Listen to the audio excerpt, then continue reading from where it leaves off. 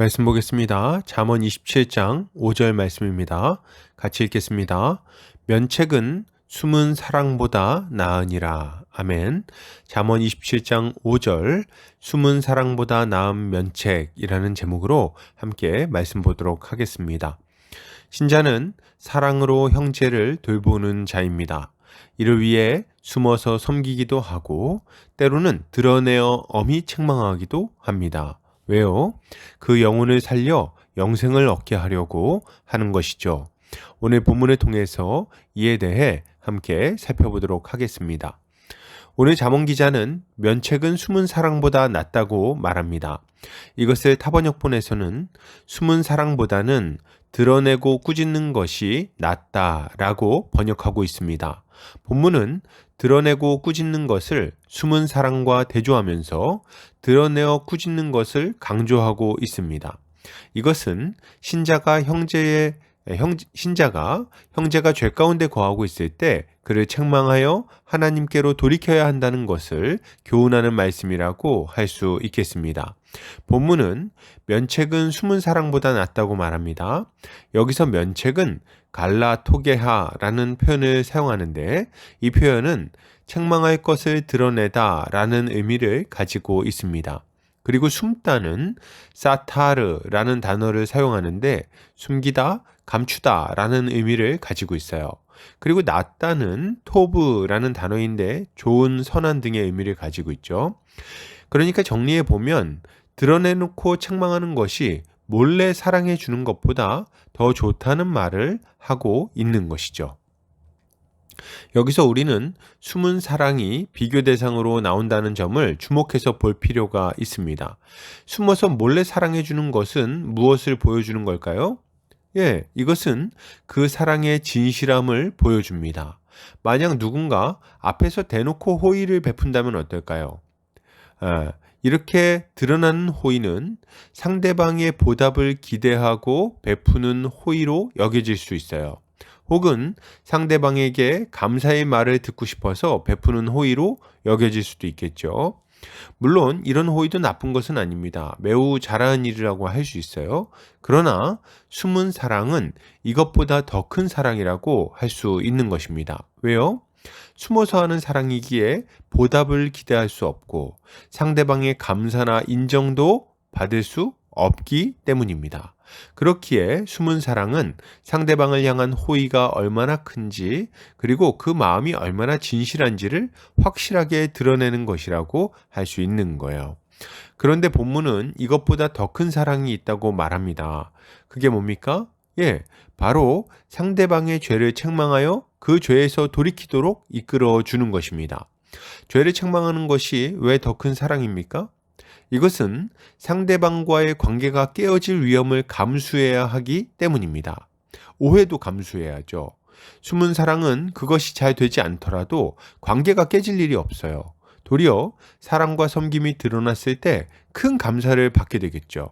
그러나 책망은 그렇지 않습니다. 우리는 모든 사람이 다 온유한 심령으로 충고를 받아들이리라고 기대할 수 없습니다. 어떤 사람은 화를 낼 것이고 어떤 사람은 너나 잘하라고 말할 거예요. 어떤 사람은 그것보다 자신의 방식이 더 낫다고 말하면서 고집 피우기도 하겠죠. 그런데 이런 비아냥과 분노와 오해를 감수하고 형제를 죄에서 돌이키려고 하는 것이니 그것이 얼마나 큰 사랑이냐는 거죠. 성경은 이렇게 드러내놓고 책망하여 형제를 살린 이야기들을 많이 다루고 있습니다. 그 중에는 다윗을 책망했던 나단 선지자가 있어요. 나단 선지자는 다윗이 밧세바와 간음했을 때 그를 찾아가 그의 죄를 책망하고 하나님의 뜻을 선포했습니다. 그는 죄 가운데 거하는 다윗을 깨우쳐서 다시금 하나님께 돌이키게 만든 거예요. 사실 선지자들은 모두 이런 역할을 감당했습니다. 백성들의 죄를 지적하고 그들에게 돌이킬 것을 요청했죠. 선지자의 사역은 은밀하지 않았고 공개적이었습니다. 하나님께서 자신의 백성들을 깨우치시기를 간절히 바라셨기 때문이에요. 그렇기에 언제나 이들은 목숨을 걸고 책망의 사명을 감당해야 했습니다. 실제로 얼마나 많은 선지자들이 왕의 죄를 지적했다가 죽임을 당했습니까? 그러니 이들의 책망은 목숨을 건 사랑이라고 볼 수 있는 것입니다. 이처럼 성경은 무수히 많은 책망과 돌이킴의 사례를 이야기하고 있는데 이 모든 책망은 궁극적으로 죄인을 용서하고 용납하신 하나님을 바라보게 만드는 것입니다. 하나님은 죄인을 심판할 자격이 있으신 분이세요. 모든 사람은 아담 안에서 죄인으로 태어났을 뿐 아니라 자발적으로 하나님의 법을 어겼고 하나님의 심판을 자초하며 하나님의 원수로 살았습니다. 바울의 표현처럼 모든 사람은 허물과 죄로 죽어 있었으며 영원한 심판을 기다리고 있었던 거죠. 문제는 뭡니까? 이렇게 무서운 심판을 마주하고 있는 죄인들이 자신들이 처한 상황을 전혀 깨닫지 못하고 있었다는 점입니다. 이들의 가장 큰 문제는 무지함이었어요.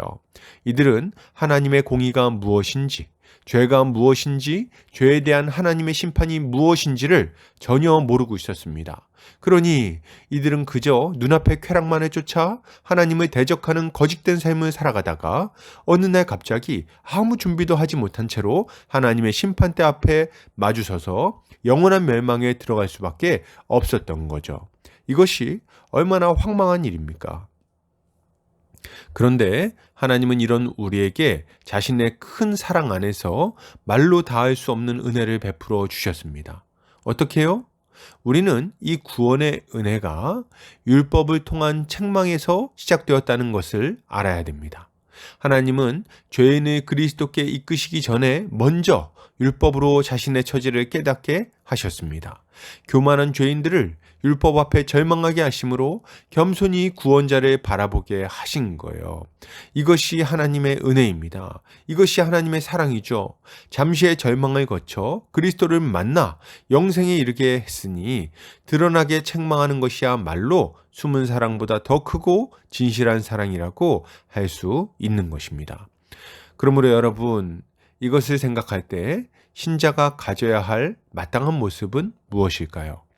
먼저는 우리를 책망하신 그리스도께 감사하며 겸손히 우리의 죄를 자복해야 하겠습니다. 겸손한 마음으로 주의 은혜를 바라며 죄에서 떠나야 되는 거예요. 말씀을 들을 때 마음을 완고하게 하지 않아야 되겠습니다. 말씀이 우리의 죄를 드러낼 때 그것을 하나님의 책망으로 받아 돌이켜야 하는 거죠.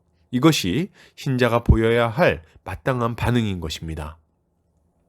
또한 우리는 형제가 잘못된 길로 가고 있을 때 그것을 내버려 두지 말고 단호하게 막아서야 하겠습니다. 때로는 오해를 살지라도 따끔하게 책망하여 죄에서 돌이키도록 해야 하는 거예요. 우리는 베드로를 책망했던 바울을 주목해서 봐야 합니다. 베드로가 유대인들의 눈치를 보며 이방인들과의 식사 자리에서 피하려고 할 때 바울은 모든 사람 앞에서 그를 드러내놓고 책망했습니다. 이것은 베드로를 망신주려는 행동이 아니었어요. 도리어 베드로로 하여금 큰 죄를 짓지 않도록 막아서는 행동이었으며 또한 형제들이 미혹을 받아 동일한 죄에 빠지지 않게 하려는 행동이었습니다. 그로 인해서 베드로와 형제들은 큰 죄를 피해 진리의 길을 계속 걸으며 영생에 이를 수 있었던 것이죠. 여러분, 우리는 이러한 바울의 모습을 본받아 마땅한 행위를 해야 하겠습니다. 마땅히 형제를 돌보고 경계하여 그가 큰 죄에 빠지지 않도록 막아야 하는 거예요. 결론을 드립니다. 여러분, 최선을 다해 형제를 섬기고 돌봅시다. 때로는 엄히 책망하여 죄로부터 돌이키게 만듭시다. 이렇게 할 때 비로소 교회는 진정한 사랑의 공동체로 우뚝 서서 세상의 빛을 비출 수 있을 것입니다. 오늘도 주님의 지혜로 승리하는 성도님들 되시기를 주의 이름으로 축복합니다.